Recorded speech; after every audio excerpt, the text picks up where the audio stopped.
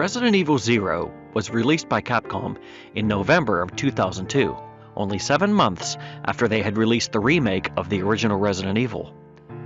I always felt like this was a tough act to follow, like playing in a music festival, but you have to go on stage right after Metallica. I played it shortly after it came out on the GameCube, and I mostly recall its additions to the Resident Evil canon, such as the origins of the T-Virus, as well as a better understanding of the hierarchy of Umbrella. The game stars fugitive Billy Cohen and stars Bravo team's newest member, Rebecca Chambers. She and the other Bravo team members are here on the fateful helicopter malfunction that led to the incident at the Spencer Mansion. And what starts off as a hunt for a wanted man soon turns into a nightmare. The big selling point of this game is the zapping system, which allows you to play as both characters simultaneously. With the press of a button, you can swap between Billy and Rebecca without having to sit through a loading screen. Even if they're both in 2 different rooms, the changeover is almost instantaneous. The game started out development as a game for the Nintendo 64, but when the developers learned how much more powerful the budding GameCube was going to be, they switched production to the new hardware. The switch in hardware was a smart decision, because sitting through another loading screen every time you needed to switch characters would have killed the momentum and turned some players off. You'll make your way through a train that secretly takes Umbrella employees to the lab in the Arklay Mountains, and the game gives you some time to learn how the game works as far as combat and puzzle solving. Characters will be split up and have to explore different portions of the train in order to gain key items and eventually reunite. You can swap items between the two if they're close enough, or you can send items through a transportation system when the situation calls for it. Billy can take more of a beating and deals out more damage with his shots. Unfortunately, he doesn't have the ability to mix herbs together. That skill is reserved for Rebecca with her mixing kit, and Billy will have the lighter with him from the start. He can push large heavy boxes, which will be necessary for certain puzzles. Rebecca deals less damage with her shots and goes down pretty quickly when she takes damage. It always reminded me of the first Resident Evil, how Chris couldn't mix V-Jolt or play the piano. And hey, look at that! Billy's not bad on the piano himself.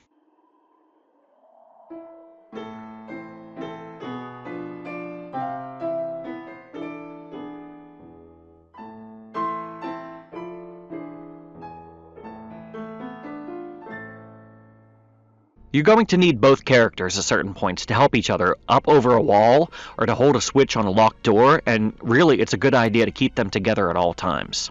If you give your partner the shotgun and just use the handgun, these two become a force to be reckoned with. You can knock hunters out of midair and pelt them to death, which really saves you on ammo. I had times when I would walk into a room and suddenly my partner would open fire on enemies I hadn't even seen yet. With that being said, there are times in the game where your characters must be separated, and these were the parts that I enjoyed the least. When you take away the gimmick of swapping characters, it just becomes another Resident Evil game. Every time they separated Billy and Rebecca, I would just sigh and wonder how long it would be before I got them back together again. To make things more complicated, the game features a revamped inventory system that I feel complicates things needlessly. For starters, each character only has 6 item slots in their inventory. This wouldn't be too bad if you had regular item boxes like the rest of the series, but Zero gets rid of them and instead lets you drop items on the spot where you're standing. Your best strategy is to pick a room with a lot of space and make that your base of operations, keeping all of your items in one place. The map also does a pretty good job of keeping track where items are dropped. Another issue is that some guns like the shotgun and grenade launcher now take up 2 inventory slots, when every other game in the series up to that point had them as a single slot item. I always felt a deep pain every time I had to move on to a new area because I would have to leave many of my items behind, items that I had worked my butt off to obtain and hold on to. They also like having you use the hook shot a lot. This piece of junk takes up 2 of your inventory slots and has no function except getting you from one area to the next. You'll probably have to backtrack a few times to get the thing, and at the cost of items that could be vital to your survival. Slowly, you'll uncover the story of Dr. James Marcus, one of the founding members of Umbrella, along with Spencer and Ashford, and the man who discovered the T-Virus by exposing different viruses to leech DNA. He's also the one responsible for the attack on the train, as well as the outbreak at the mansion and underground lab. Spencer tried to have him killed decades ago, but now, thanks to the leech's ability to mimic their master, he's back from the dead and obsessed with revenge. There are a few scenes with the other members of the Bravo team, and I really like these because you didn't get to see much of them in the original game. Heck, many of them were already dead by the time Alpha Team came by. You also get to see Albert Wesker working with William Birkin, as by this time they had become Spencer's go-to guys for getting the job done. Surprisingly, the fact that the game takes place before the mansion incident has little bearing on the plot. The characters will make mention of a mansion as their next destination, but the story of this game never really connects to the original game in a meaningful way. Similarly, the newly released remake ignored any references to Rebecca's experiences the night before or to her possible insight to the situation. Like, Rebecca could tell Chris that certain enemies are weak against fire, or if headshots are more the way to go. Hell, she could have told him about James Marcus and the Umbrella conspiracy and blown the whole thing wide open. I chalk it up to Rebecca being without sleep for the past 36 hours, as to why her characterization is so different from game to game. Billy and Rebecca are both a little lacking in the personality department. There's a bit of tension between them in the early scenes, but that goes away pretty quickly. Suddenly, Rebecca's lying to her superior officer on several occasions, and even sets Billy free at the end. Hey, what if he's lying about being innocent? Did you ever think of that?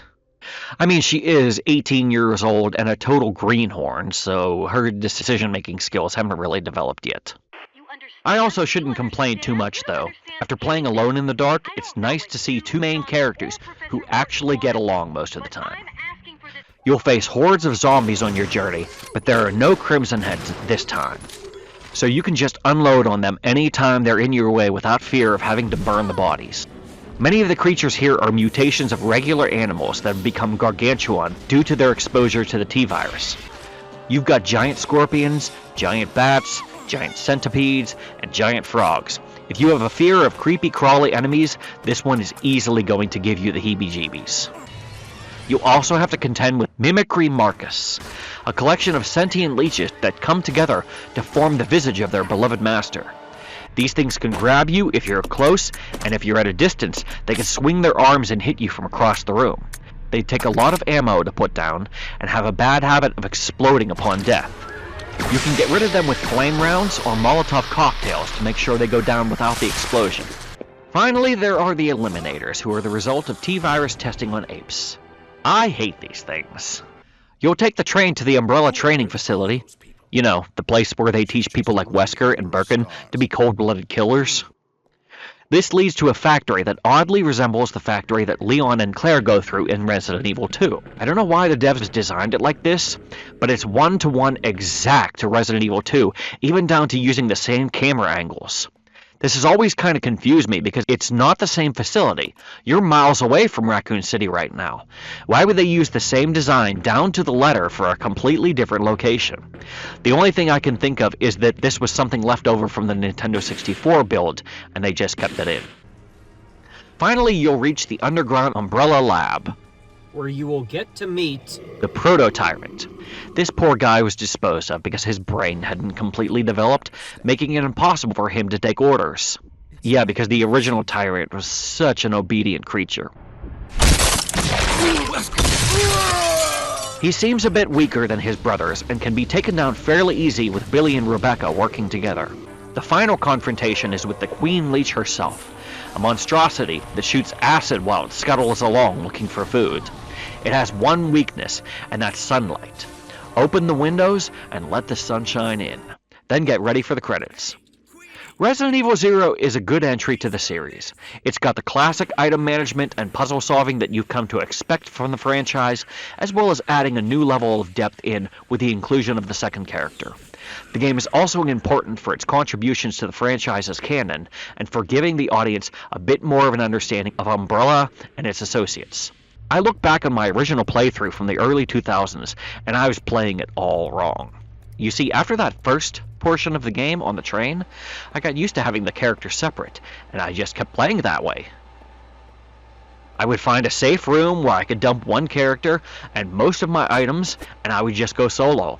This means that I only had 6 item slots to work with most of the time. It meant that I had to take control of my other character and walk them all the way to where the first character was every single time that I encountered a puzzle that required two characters. All it served to do was make the game harder, and not in a good way. I don't recommend playing it this way. Keep the two together as much as possible and you'll do much better. Once you beat the game, you'll unlock Leech Hunter mode. I never messed around with this much, but I think it's how you unlock the infinite weapons in this game. If you're playing the HD collection, you'll have access to Wesker mode, where they swap out Billy for the Resident Evil 5 version of Wesker.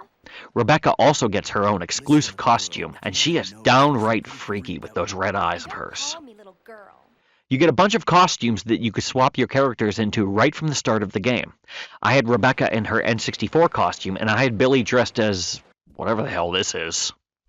Unfortunately, they only apply to the in-game cutscenes. The pre-rendered cutscenes will still have the normal character models. Sorry if you were hoping to see Wesker get hit in the face with a bunch of leeches. I found this one to be a pretty good entry into the franchise. It's not amazing, but it still provides a solid survival horror experience. It can be a bit challenging, especially to new players. However, once you wrap your brain around the partner swapping and inventory systems, you'll be right at home. You can pick up the HD remaster dirt cheap on just about every console you can think of. Check it out if you haven't already.